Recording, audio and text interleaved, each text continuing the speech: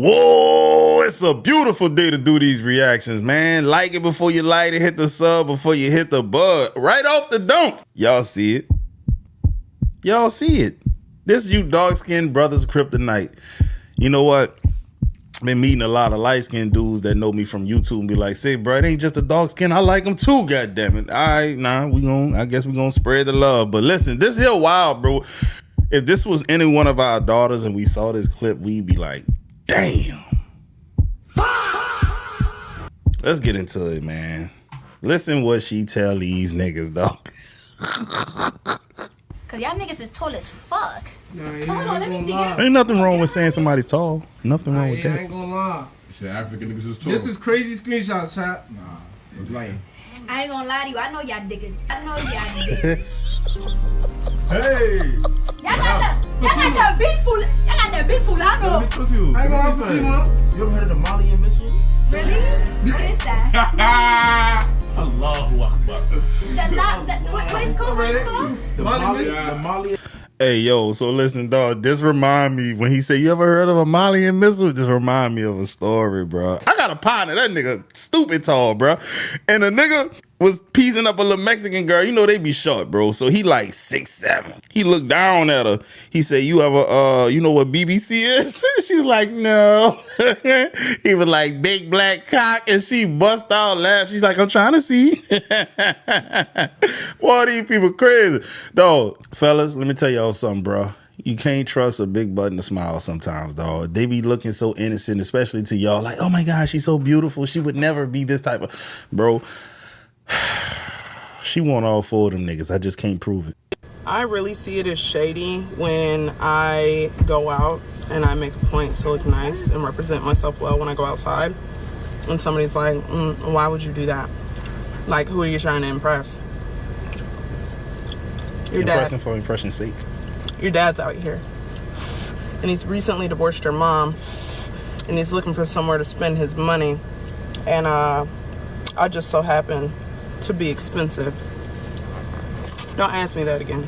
And she said that with her whole entire chest, dog. Listen, bro, she look like money. A lot of dudes with money go after women who look expensive. She look like she be spending money on clothes and shit. And she got a big old pair of soup coolers on her. Gumbo blowers, if you will. Yeah, they gonna go. Man, these women was raised wrong in a lot of instances, dog. This is what they fail to realize. They be like, man, my granddaddy never made my grandma work. Man, your grandma kept a clean house. She took care of the kids. She was respectable. A lot of times when your grandpa met her, they was virgins. You couldn't even wear a white dress at a wedding back in the day. Real talk. Oh, she really decided to wear white at this wedding? Like, they would talk about you like a dog. Real talk. You know? Yeah, man, they cooked nourishing meals. They prayed over niggas. Man, they was doing all kind of stuff. Boy, these hot girls today, you don't even know the difference between a lot of these women today versus the women that's walking on the streets. You don't even know the difference. They dress the same. Crazy, bro. Not all of y'all, obviously, but oh man, she's spitting. Do not bring your husband with you to your gynecologist appointment. Just don't do it. Don't do it. I'm in there spread out like an eagle on the table, you know. My husband's over there in the chair because I had to bring him along. I forgot I had this appointment. And he thought it would be weird to sit in the waiting room. So he's in there, he's scrolling Facebook Marketplace on his phone. First of all, anything that happens after this, I'm going to just go ahead on and say, this your husband's fault because he should have sat his ass out there in that waiting room, tripping. Comes in, you know, she's looking around in there and she goes, ow. She's like, yeah, you've got some bruising. And, you know, I'm like, knowing damn well that I had forgotten about this appointment. And we popped a couple spicy cubes last night, went a couple rounds for a few hours. So it all made sense. Except for some reason, that's not how she explained it. No, she literally looks up at me and him and says, you know, you really shouldn't go that long without putting something that large inside of you when he's sitting right there. I'm like, ma'am, are you flirting with him? Why would she say that? His ears perked up. That man is smiling ear to ear. He is suddenly so interested in my appointment. He even goes and grabs a little anatomy thing and starts asking her questions. I'm like, we're done here. We're leaving. He has since told everyone who will listen that man would put it on a billboard if I'd allow it. So, you know what? Now I'm telling the internet, don't bring your husband with you to your gynecologist appointment. You're not prepared. Now the whole internet know that your husband's slanging. They gonna be trying to find out who your husband is, man. These women ain't worth a damn sometimes, dog. Sometimes the woman who gonna steal your man from you be right up under your nose, and you just gave her another piece of information that'll make him even more attractive to her. You probably already was like, yo, he treat me good. He does everything. He's a great father, a great provider. And then y'all just let the whole world know he got a baby leg. Yeah, your husband finna get took. Did you call us? Someone else called us. I called you. Come on in. Come on in, officer. He said, I'm calling the cops. The white ones. Okay, that's what they were coming in. You guys, oh, did one of them pull a gun on you or what? Yeah, the dude, he had a white shirt. Uh-huh. He got a little red, he got gray pants. Jeans on. Yeah. A little wet black dude on his head. Yeah. He threatened. How'd he threaten you? He said, first he said, if you don't come out here, I'm gonna come out here and shoot you in your shit. Yes, both of you. Step out. Any firearms in you or in the vehicle? Here, oh, that's good. Hey, Scott, come in. That nigga called Call the your cops. mommy. You wanna call your mommy? Hey, ain't no way a gun-toting, smoking, joking thug just said, can I call my mom? Nah, dog, you must don't know hood niggas, man. That's the first person they won't call when they get jammed up by them police. Or if they get shot. Call my mama. Call my mama. Call my mama. Call my mama. Call my mama. That's the first thing they call for, bro, when they get in trouble, dog. Who else they gonna call? They ain't finna call their daddy half the time. I do know some street niggas who daddy. Every street nigga that got a daddy damn near, they daddy taught them how to be a street nigga. I'm dead ass serious. I had a neighbor named JJ. He a street nigga. His daddy was a street nigga. They teach each other the game. That's how that go. But most of the cases, these niggas don't even know they daddy. At best, niggas see they daddy here and there. You know, nigga be at the store. His mama see somebody like, oh, there go your daddy. That type shit. Good job. That's what I'm talking about. Call the police on him. Lock him up. Gun charge. He going for like 5 to 10, right? Right? Something hopefully longer. You played thug and he called you bluff. And then you were still there. Yo, I think I'm not a criminal. Have no desire to be one. But I just think I would be a better criminal than a lot of y'all, bro. Yeah. You going up it on somebody in a store where there's witnesses and then stick around? And cameras, believe that. What? You gotta think like the store owner's gonna call the police because the gun was just pulled. I'm calling the police. If I see 2 dudes getting it and like it's my store, I see 2 dudes getting into it, even after you leave, I gotta call, make an incident report, describe them. Hey man, I want to trespass it. Like if I ever see them again, I just want this to be documented. You gonna sit in the car outside? Huh? Oh, brother. Not only are you a criminal, you're a stupid criminal. Don't. Facts. Hey, man, y'all niggas be pissing me off sometimes. Y'all will get mad at something that I say. First of all, dog, out here where I'm at, bro, I argue this, dog. We probably got more street niggas per capita than most cities. Real talk. I'm dead ass serious, dog. Most cities just starting to become bad. New Orleans have never been good. There's never been a good New Orleans. This bitch was started off sin. That's just how I go. With that being said, this bitch wicked. I know too many street niggas and I ain't never know none of they daddies. I knew who they mamas was, though. Never knew they daddies half the time. Stop getting mad, man. Y'all niggas be getting y'all feelings, bro. Real talk. I'm waving a symbolic white flag, okay, ladies? I know I've been hard on you for the past couple days, and I want to have a serious conversation. The reason why I am so passionate about this topic of women seeing men as human and not just the butt of some joke on social media is because I used to be like y'all. I used to laugh at all the jokes and repost the videos. I followed Drew and haha, men suck. Yeah. Shout out to and then I was in a awakening. relationship with a man who, for all intents and purposes, was very good to me. And I didn't respect him. And I ended up cheating on him. And I felt terrible for that. And I didn't want to hide behind my emotions or how he made me feel or whatever. I had to put that on myself. I had to take accountability for that. I had to go to therapy for that. I had to realize that I was wrong. And the way that I saw myself in relationships and the way I saw men was not right. So I started. I just want to say this, dog. The amount of stories I've heard of women leaving or cheating on dudes who treated them perfectly is very, very alarming. But the dudes who are the fuckboys who are toxic, they remain faithful to these niggas. That's just how it go. talking and really listening to the men in my life, asking them questions, trying to see how they see things, understanding their perspective, watching male content creators, trying to hear them out. And what they said made a lot of sense. And I realized that these women were not being respectful towards men in the same way that they wanted respect from men. And I didn't like that. This all happened with my brain fully developing, so maybe some of the girlies just aren't there yet. But here's hoping that one day you learn to realize, if you haven't already, that men are people too. Just like women can be bad, men can be bad. Just like women can be good, men can be good. And here's hoping we all get to that realization eventually. Fact, man. Shout out to her, man. If I was broke today with a family and kids, I would start over right now. If I would go back to me years ago, first of all, I have to shit out myself for having all the damn kids. The damn first shit I fucking do. But, bro, if I had no education, the first thing I would do is go over the road. I tell my girl, love you, bye. I'm getting on the road. I'm getting in the truck. I'm getting in that truck. While I'm in that truck, if I have felonies, I'm making sure my felonies are straight. I'm doing everything, probation, parole, whatever. I'm doing everything straight. You know what I mean? I'm getting my money right, and I'm getting ready to go to the military. I'm going to go to the military. Reservists, Guard, Marines, Space Force, I don't care. I'm going to get my foot in that door as a cook, as a painter. Give me the worst job you got. I'll do it. If I can't get in the military, I'm going to go to merchant seaman. If I can't be a merchant seaman, I'm going to hop on that railroad. What I'm going to do is for 6 to 12 months, I am going to lock in and save every single dollar and live off the shit they give me. Noodles, hot dogs, chips. I promise you to God, Lunchables. I will restructure my finances. My finances are fucked up. I'm filing for bankruptcy. I can't pay you back. I can't afford it. I can't afford credit repair. I'm going to legal shield. Nigga. I'm going to legal aid. Hey, look, I can't pay you.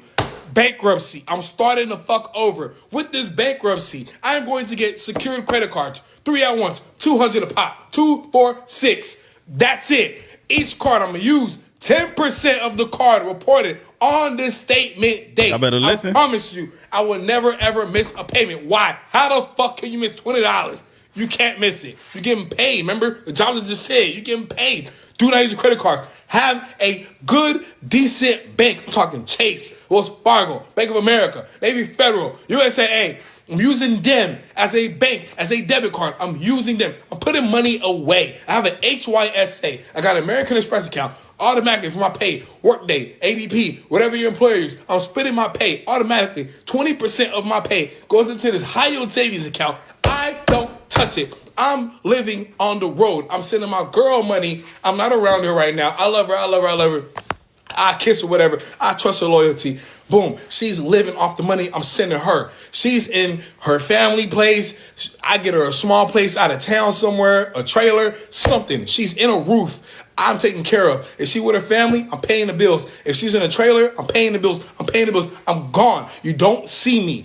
When I come back, now I'm going to school. When I say I'm going to school, I'm going to a trade school or I'm going to a vocational university. I mean, I'm talking about your universities that ain't, you feel me, ain't brick and mortar university like the UVA, Howard, all them. But it's still a university. You're still going to get an accredited degree. I'm going there. I'm going there every single day. I'm having a job part-time. I'm getting a car. By the time my higher savings account already got money in there, I'm putting money over there. I'm buying myself a car.